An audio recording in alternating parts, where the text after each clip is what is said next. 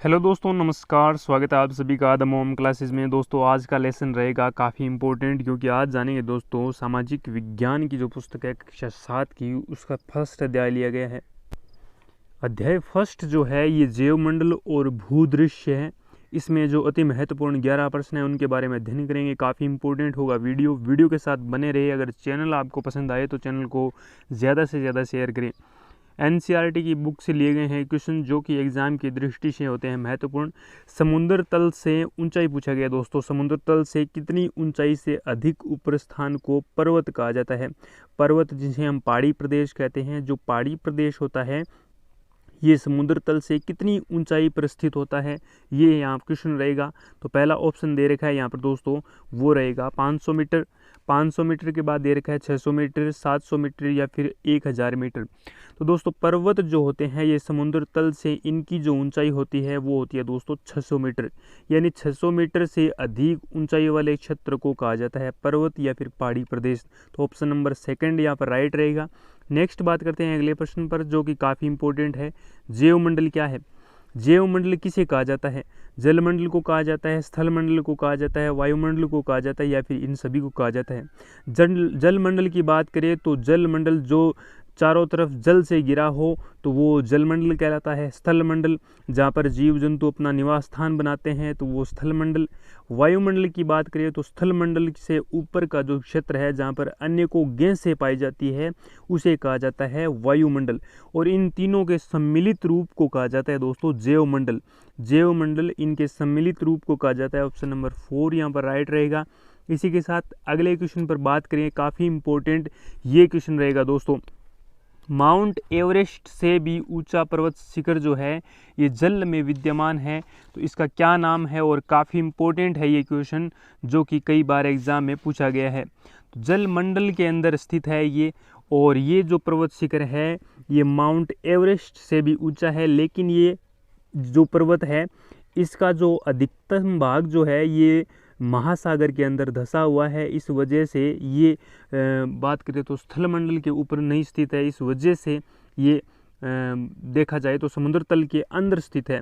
इसकी ऊंचाई की बात करें तो इसकी ऊंचाई है 10,205 मीटर। 10,205 मीटर इसकी ऊंचाई है। और इसी के साथ इसकी बात करें तो इसका नाम है मोनाकी। मोनाकी जो कि पर्वत श्रृंखला का एक काफ़ी बड़ा हिस्सा, जो कि बात करें तो महासागर में विद्यमान है। और मोनाकी यहाँ पर राइट आंसर रहेगा, जिसकी ऊंचाई पूछी जाए तो 10,205 मीटर है। काफ़ी इंपॉर्टेंट। नेक्स्ट बात करते हैं अगले क्वेश्चन के बारे में।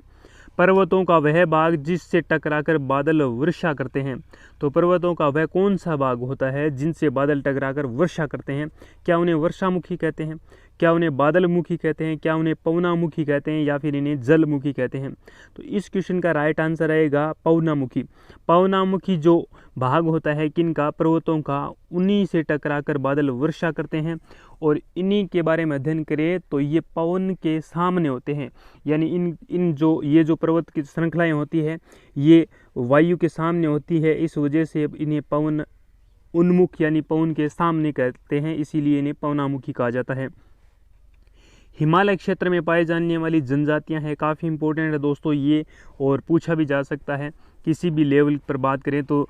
यहाँ पर कौन कौन सी जनजातियां पाई जाती है? गद्दी है, बकरवाल है, भोटिया है। गद्दी जनजाति और ये बकरवाल, भोटिया, इन सभी का जो कार्य है ये भेड़ बकरी पालते हैं और एक स्थान से दूसरे स्थान पर इनका आवागमन चलता रहता है। ये ऋतु परिवर्तन के साथ साथ अपना स्थान बदलते रहते हैं। और इनकी बात करें तो हिमालय क्षेत्र में ये तीनों ही जनजातियां पाई जाती है। काफ़ी इंपॉर्टेंट है गद्दी जनजाति दोस्तों, ध्यान में रखना। ये क्वेश्चन काफ़ी इंपॉर्टेंट हो सकता है आने वाले एग्जाम में। मैदानी भागों की ऊंचाई समुद्र तल से होती है। तो दोस्तों हमने देखा कि पर्वतों की जो ऊंचाई होती है ये समुद्र तल से कितनी ऊंची होती है? 600 मीटर होती है। तो हमें अब इस क्वेश्चन में पूछा गया है कि मैदानी जो भाग होते हैं इनकी ऊंचाई कितनी होती है समुद्र तल से? 600 मीटर, 500 मीटर, 400 मीटर या फिर 300 मीटर? राइट आंसर रहेगा 300 मीटर। 300 मीटर से ऊपर जो क्षेत्र होता है उसे मैदान कहा जाता है, और 600 मीटर से ऊपर जो क्षेत्र होता है उसे कहा जाता है पर्वत या फिर पहाड़ी क्षेत्र। इसी के साथ नेक्स्ट बात करें अगले क्वेश्चन पर, यह भी काफ़ी इंपॉर्टेंट। खनिजों के सर्वाधिक भंडार पाए जाते हैं। क्या सर्वाधिक खनिजों के भंडार पर्वतों में पाए जाते हैं? क्या सर्वाधिक खनिजों के भंडार मैदानों में पाए जाते हैं? क्या मरुस्थल में पाए जाते हैं या फिर पठारों में पाए जाते हैं? तो यहाँ पर दोस्तों कक्षा 7 की जो सामाजिक विज्ञान की पुस्तक है इसमें लिखा गया है स्पष्ट शब्दों में कि NCERT हम फॉलो कर रहे हैं, और NCERT की इस बुक में लिखा है कि सर्वाधिक जो भंडार है किनके, खनिजों के, वो पाए जाते हैं पठारी प्रदेश में। ऑप्शन नंबर 4 यहाँ पर करेक्ट रहेगा। नेक्स्ट बात करते हैं अगले क्वेश्चन पर। माजुली द्वीप जो है वो किस नदी पर स्थित है? माजुली द्वीप जो कि विश्व का सबसे बड़ा द्वीप समूह है और ये असम में स्थित है। असम में स्थित है ये द्वीप समूह और ये विश्व का सबसे बड़ा द्वीप है। ये किस नदी पर स्थित है? क्या ये गंगा पर स्थित है, जमुना पर, या फिर लूनी पर, या फिर ब्रह्मपुत्र पर? तो दोस्तों ये ब्रह्मपुत्र नदी पर स्थित है और असम में स्थित है। विश्व का सबसे बड़ा द्वीप समूह है माजुली द्वीप समूह। नेक्स्ट बात करते हैं अगले इस क्वेश्चन के बारे में। ऐसे स्थान को क्या कहेंगे जो 3 तरफ से पानी से घिरा हो?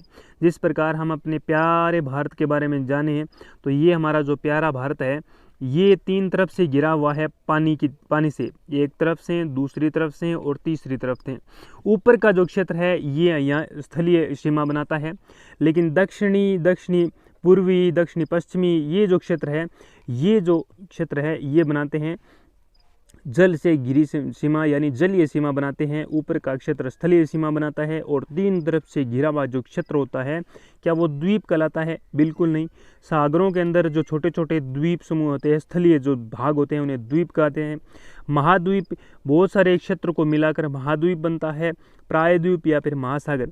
तो 3 तरफ से घिरा, जल से घिरा हुई जो स्थान होता है उन्हें प्रायद्वीप कहा जाता है। ऑप्शन नंबर 3 यहाँ पर करेक्ट रहेगा।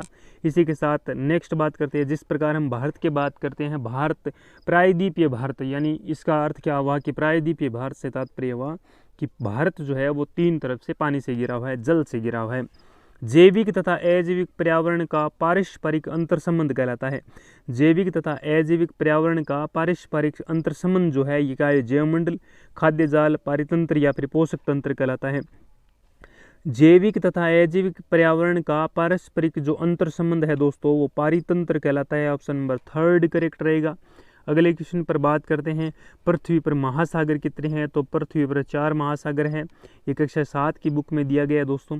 प्रशांत महासागर, हिंद महासागर, अंटार्कटिक महासागर और आर्कटिक महासागर। इसी के साथ नेक्स्ट बात करते हैं, काफ़ी इंपॉर्टेंट। स्थल का वह भूभाग जहाँ नदी व उसकी सहायक नदियाँ बहती है उस नदी का कहलाता है। तो स्थलीय क्षेत्र होता है वहाँ पर जो भूभाग है, जो भूमि का क्षेत्र है जहाँ पर नदी तो बहती है, उसकी सहायक नदियाँ बहती है, उस नदी का क्या कहलाता है?